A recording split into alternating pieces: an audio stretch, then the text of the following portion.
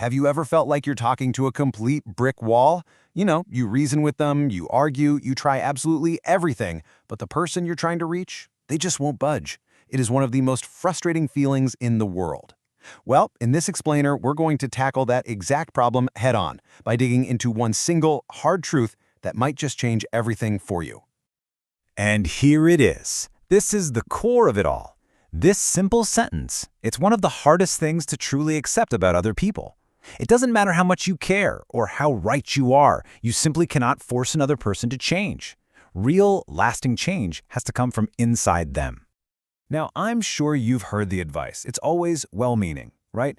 Just accept them for who they are. Live and let live. But if it were that easy, why does it so often feel wrong? Or sometimes even a little dangerous? Today, we're going to unpack why that common piece of wisdom can be seriously flawed. Okay, so let's start by looking at what so many of us actually do when we're faced with someone we desperately wish would change. We pour a staggering amount of our own energy into it. Does any of this look familiar? The endless arguments, laying out your flawless logic, maybe even moving on to bargaining or begging. We might even try shaming them or setting up all these incentives and consequences. We try it all, and we just get exhausted. It's like being a moth just beating itself against a window pane over and over because we're trying to force something that just can't be forced. So what about that other approach? That modern, sort of enlightened idea of just accepting everyone as they are?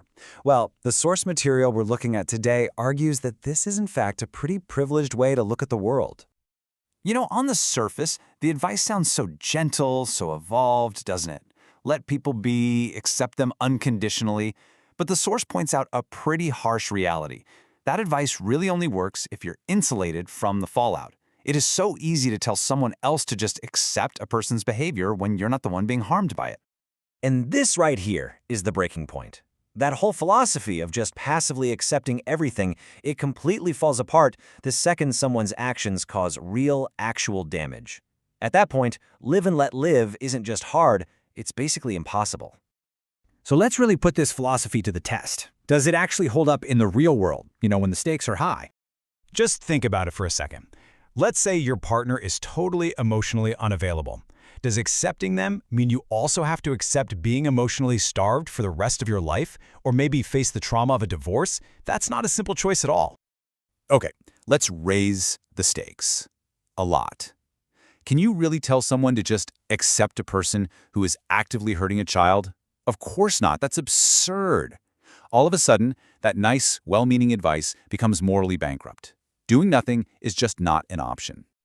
And let's scale it up even more. What if a government becomes oppressive and turns on its own citizens? Do you just accept it and hope they'll be ready to change someday?